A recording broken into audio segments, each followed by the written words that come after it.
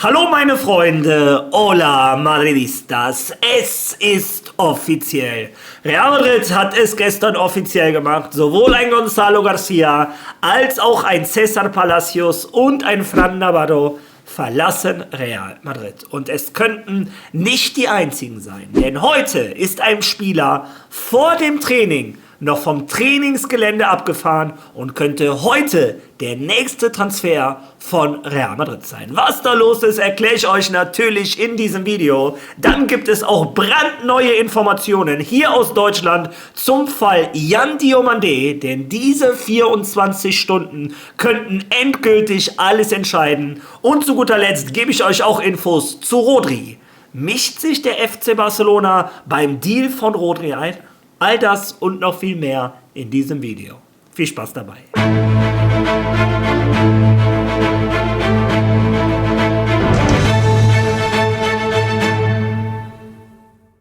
Ich muss zugeben, ich hatte gestern einen etwas nostalgischen, etwas traurigen Nachmittag. Real Madrid, der FC Fulham, Sevilla haben es alle offiziell gemacht in diesem Fall. Ja, ihr seht das wunderschöne Video, was Fulham gemacht hat für einen Gonzalo und einen Palacios, wie sie da auf dem See schippern, sieht schön aus. Ja, es ist offiziell, Real Madrid hat ein Kommuniqué veröffentlicht etc. Gonzalo Garcia und César Palacios verlassen beide Real Madrid und wechseln beide zum FC Fulham. Eine Information, die ich euch letzte Woche, glaube ich, schon gegeben hatte. Also im Endeffekt wusste ich, was da auf uns zukommt. Trotzdem ist der Moment, in dem es offiziell wird, für mich irgendwie schmerzlich. Ich verfolge diese Jungs seit der C-Jugend, B-Jugend. Ich habe die als kleine Kinder schon spielen sehen. Ich habe ihren Weg verfolgt über Real Madrid Castilla, über die A-Jugend zu einem Trainer, der denen endlich eine Chance gegeben hat. Ein Álvaro Arbeloa, vor allem Xabi Alonso auch, aber Álvaro Arbeloa natürlich am meisten von allen. Und es hat Spaß gemacht zu sehen, wie die letztes Jahr gezaubert haben, teilweise in der ersten Liga. Ja, ein Traum, der für mich so ein bisschen in Erfüllung gegangen ist. Und mein nächster Traum ist es, manchmal muss man vielleicht ein bisschen zurückgehen, einen Schritt zurück, um Anlauf zu nehmen. Und so sehe ich das bei beiden Spielern. Ich sehe bei beiden Spielern ein Potenzial, um zurückzukommen zu Real Madrid, sowohl bei einem César Palacios als bei einem Gonzalo Garcia. Viele wissen gar nicht, ein César Palacios hatte vor knapp 2-3 Jahren einen Kreuzbandriss. Sonst hätte der nochmal eine ganz andere Entwicklung genommen. Und jetzt sieht man langsam den Fußballer ohne Verletzungen und da ist er auf einem unglaublichen Niveau. Ja, und ab jetzt ist ein fester Wochenendtermin für mich immer die Spiele des FC Fulham. Ich hoffe und glaube auch daran, dass diese Jungs die nötigen Minuten bekommen, um sich zu entwickeln. Und die könnten so einige Premier League Clubs überraschen. Naja, wie dem auch sei, es tut ein bisschen weh. Aber so ist nun mal Real Madrid. Was soll ich denn hoffen? Soll ich hoffen, dass diese Jungs die ganze Saison auf der Bank sitzen? Ist ja nicht das Richtige für die Entwicklung. Sollen die sich lieber durchsetzen und in ein paar Jahren als Stammspieler zurück zu Real Madrid? Ja, wie dem auch sei, ein anderer Spieler, wo es auch offiziell ist ein Fran González. Auch das tut weh. Auch den Jungen kenne ich schon seit Jahren. Aber da muss ich ehrlich sein, meine Augen sind ein bisschen mehr auf Navarro gerichtet. Dieser Junge, der gibt mir so Iker Casilla-Vibes. Trotzdem, Fran González, hör mal, halt alles, was du halten kannst, außer gegen Real Madrid. Da darf dir gerne mal einer durchrutschen. Insbesondere gegen den FC Barcelona und Atletico drücke ich dir natürlich die Daumen. Halt da mal auch mal einen unhaltbaren. Und ja, weiß Gott, wenn du der nächste Thibaut Courtois wirst, dann hebe ich meine Schere und sage herzlich willkommen zurück bei Real Madrid. Denn auch das wäre natürlich immer eine schöne Nachricht, wenn ein Junge aus unserer eigenen La Fabrica es zurückschafft zur ersten Mannschaft. So, wie dem auch sei, es ist offiziell, aber ein anderer Transfer könnte auch ganz schnell offiziell werden. Hören wir mal rein, was ein Fabrizio Romano zu sagen hat.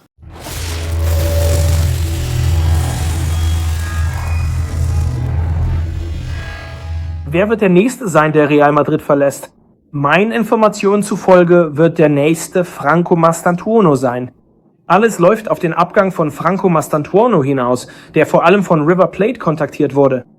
River Plate wollte Franco Mastantuono zurück zum Verein holen, wollte einen Leihdeal abschließen, um ihm die Möglichkeit zu geben, in einer Umgebung zu spielen, die er sehr gut kennt, zurück nach Argentinien, um dort eine Schlüsselrolle für River Plate zu übernehmen.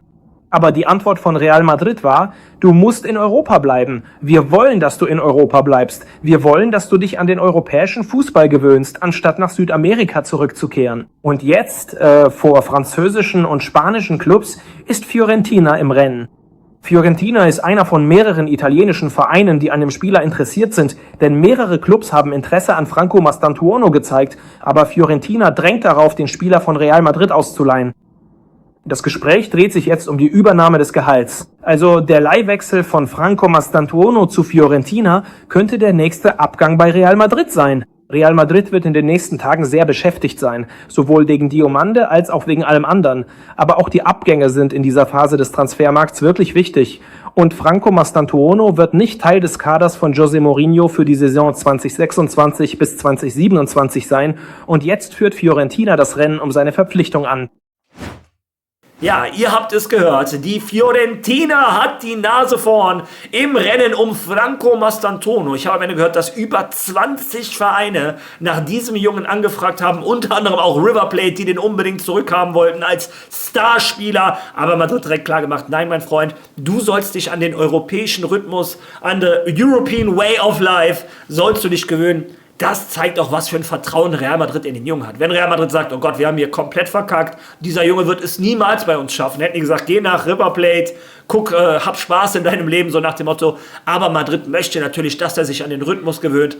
Mir tut es ein bisschen leid, nicht gegen die Fiorentina, aber ich glaube, in der Serie A wird nicht der schnelle Fußball gespielt, an den ich gerne den Franco Mastantuono gewöhnen würde. Die Premier League hätte mir persönlich besser gefallen, aber ich glaube, sein Fußball, ja, den kann er wahrscheinlich in der Serie A besser zeigen.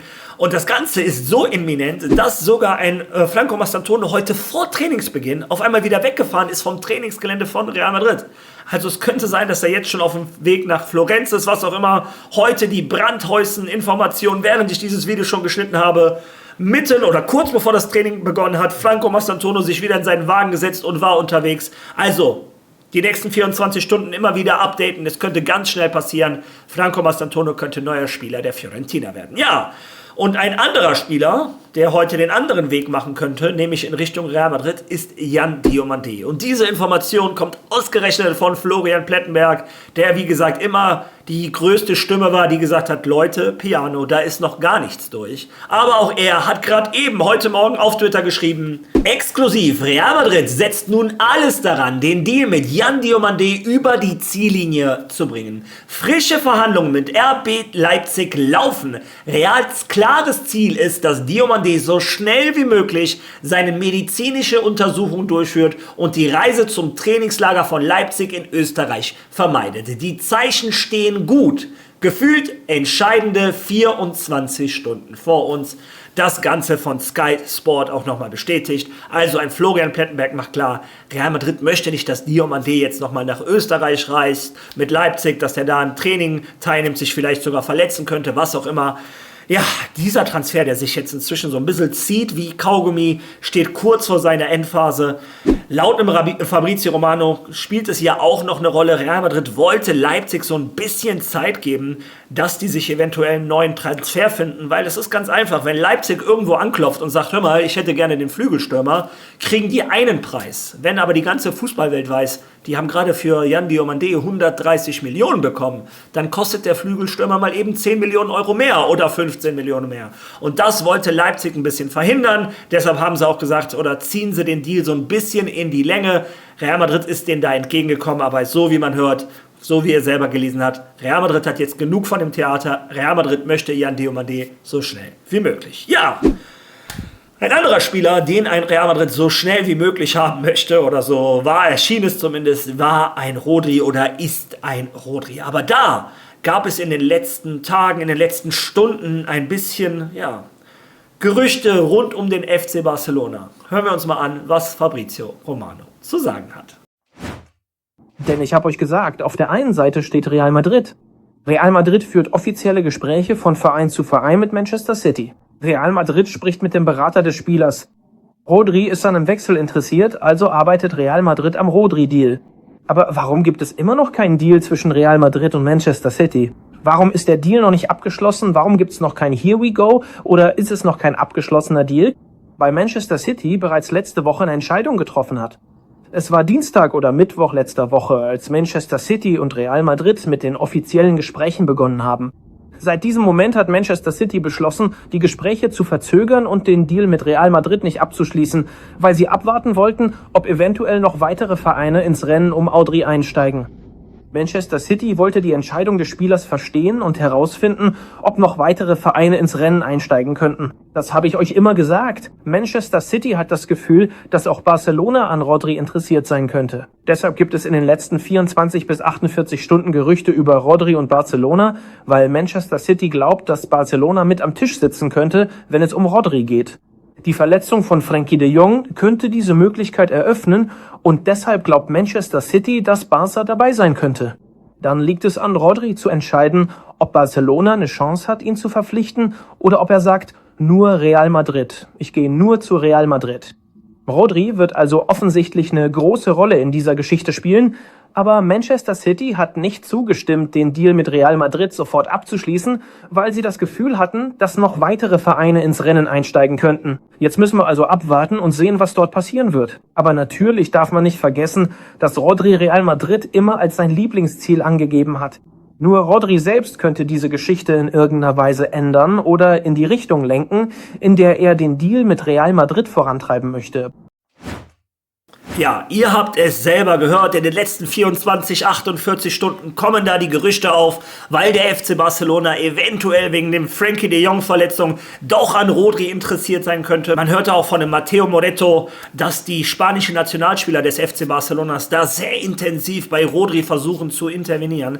Doch laut Sergio Valentin, den Tweet brauche ich euch jetzt nicht zeigen, aber auch laut dem AS hat Rodri da eine klare Entscheidung. Und die schreiben, Rodri lässt sich von Barca nicht im geringsten beeindrucken. Der spanische Spieler stellt klar, wenn er Manchester City verlässt, dann nur um für Real Madrid zu spielen. Rodri hat seine Absichten klar formuliert. In den letzten Stunden hat der FC Barcelona Interesse an dem Mittelfeldspieler von Manchester City bekundet. Der Weltmeister hat nur noch ein Jahr Vertrag und mehrere Vereine haben bereits Interesse an ihm gezeigt. Paris Saint-Germain, Bayern München und als jüngster Neuzugang der FC Barcelona. Der City-Spieler hat keinen Zweifel und zieht nur eine Option in Betracht. Sollte er Manchester verlassen, kommt für ihn nur ein Ziel in Frage: Real Madrid. Der Mittelfeldspieler, trotz des Interesses mehrerer Vereine, möchte unbedingt das weiße Trikot tragen. Dieser Wunsch, in die La Liga und seine Heimatstadt zurückzukehren, gepaart mit seiner herausragenden Leistung bei der Weltmeisterschaft und Mourinhos Zustimmung, hat Real Madrid dazu bewogen, eine Verpflichtung in Erwägung zu ziehen. Ja, also, ihr habt es selber gehört. Rodri hat sich laut dem AS und laut Sergio Valentin entschieden, für ihn kommt nur Real Madrid in Frage. Seine Eltern wohnen übrigens auch noch in Madrid, also er wäre ein Stück näher an der Familie. Es gibt Gerüchte, dass er auch ein Haus bauen soll in der Nähe von Madrid, obwohl ich dazu nichts mehr gefunden war. Das war vor einer Woche, stand es in einigen Artikeln, inzwischen ist das nicht mehr zu sehen, also vielleicht war das falsch. Trotzdem ändert sich nichts daran. Er möchte nach Madrid, sogar ein Fabrizio Romano hat das ja auch in seinem Clip nochmal gesagt, oder der sagt das seit Wochen. Ein Rodi hat klar formuliert, sein Wunsch ist Real Madrid. Ja, wie dem auch sei, einige Fragen sind da in den letzten Stunden aufgekommen und ich hoffe, ich habe die hiermit geklärt. Ja, und kommen wir jetzt dann zum letzten Kapitel dieses Videos für heute. Ich hatte euch gestern mitgeteilt, es war der erste Trainingstag von einem Brahim, von einem Vini Junior und von einem Bernardo Silva. Ich habe im Laufe des Videos auch immer wieder mal versucht, die Trainingseinheiten einzublenden, damit ihr die sehen könnt. Wie gesagt, wenn einer von euch sagt, ich möchte diese Trainingsvideo mal wieder mit Sound hören, damit ich das Training fühle, schreibt es gerne in die Kommentare, dann baue ich das gerne in den nächsten Tagen wieder ein. Was sagt ihr eigentlich zu meiner neuen Intro? Ist euch das aufgefallen? Wenn nicht, geht zurück, schaut euch die an. Bin ich gespannt, was ihr dazu zu sagen habt. Unter dem Video verlinke ich auch, wer mir diese ganzen Animationen und die Intro gemacht hat, falls jemand von euch da Interesse hat. Ja, aber wie dem auch sei. Real Madrid hatte gestern ihren dritten Neuzugang, nämlich Bernardo Silva. Und wie Real Madrid TV das so macht, die machen ein Willkommensvideo. Ja, und das von Bernardo Silva hat mir sehr gefallen. Das dauert ein bisschen länger, sind knappe 4 Minuten, aber die lohnen sich. Also schauen wir uns das zusammen einmal an. Nun, es ist etwas ganz Besonderes. Ich bin sehr glücklich, hier zu sein. Ehrlich gesagt, über diesen Verein zu sprechen, ist eigentlich gar nicht nötig, denn seine ganze Geschichte spricht für sich selbst. Und ich bin sehr glücklich, hier anzufangen, zu versuchen, diesem Verein, dieser Mannschaft zu helfen, weiterhin zu gewinnen. Denn das ist es, was dieser Verein kann. Gewinnen, gewinnen und nochmals gewinnen. Und heute bin ich einer mehr, um zu helfen und zu versuchen, diesen Weg des Sieges, dieses spektakulären Vereins weiterzugehen.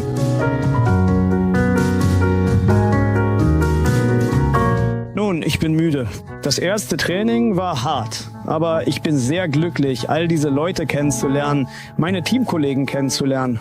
Einige kenne ich schon ziemlich gut, weil ich sehr oft gegen sie gespielt habe. Aber ich bin sehr glücklich, jetzt mit ihnen zusammen zu sein und diese Vorbereitung auf die Saison auf eine gute Art und Weise beginnen zu können. Die Leute sind mit sehr hoher Intensität dabei und ehrlich gesagt fühlt sich dieser Ort wie ein Zuhause an. Deshalb bin ich sehr, sehr glücklich, hier zu sein. Wir waren einige Male Rivalen und jetzt stehen wir auf derselben Seite. Und ich bin sehr glücklich. Es ist ein Trainer, der für den portugiesischen Fußball sehr viel bedeutet, den wir schon als Kinder beim Aufwachsen oft in seinen Teams gesehen haben und der den Namen Portugals immer auf das höchste Niveau gebracht hat. Deshalb bin ich sehr glücklich, auch mit dem anfangen zu können und von ihm zu lernen.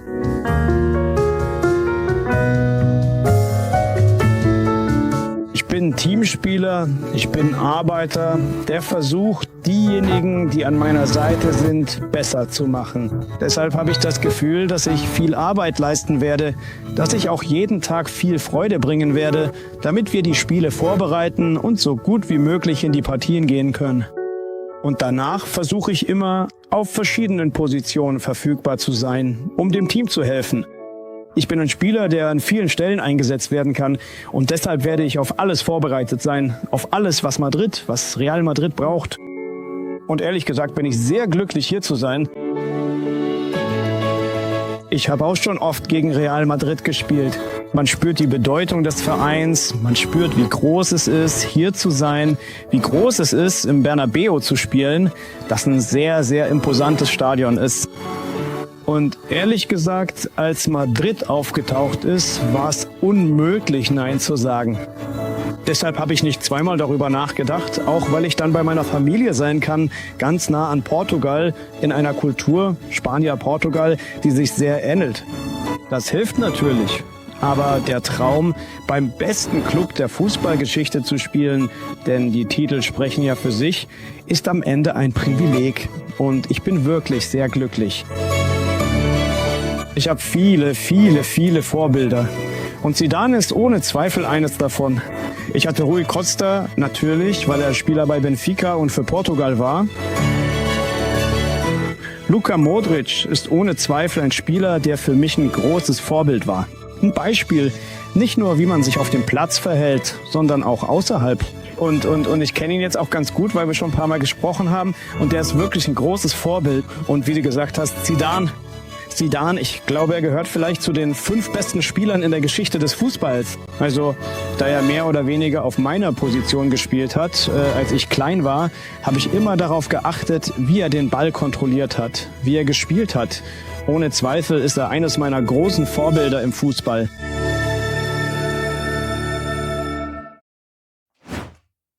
Ja, und man sieht, Bernardo Silva, der weiß, was seine Rolle bei Madrid ist. Der weiß, was ein José Mourinho mit ihm besprochen hat. Und er sagt genau das, ehrlich, was ich hören wollte. Er sagt, er ist da, um jeden anderen besser zu machen. Er ist da, um zu kämpfen. Und das ist, was diese Kabine braucht. Diese Mentalität, dass jeder um seinen Platz kämpfen muss. Dass das allgemeine Niveau der Mannschaft sich steigern muss. Ja, und er sagt auch, ich bin auch da für gute Stimmung. Also er weiß ganz genau, was seine Aufgabe ist bei Real Madrid. Er weiß, dass er nicht unangefochtener Stammspieler ist. Er ist da, um das Niveau der Mannschaft zu erheben, um jeden besser zu machen und aber auch, um den anderen Feuer unterm Hintern zu machen. Ich sage dir, dieser Bernardo Silva ist ein Kämpfer und der wird nicht einfach damit zufrieden sein, auf der Bank zu sein.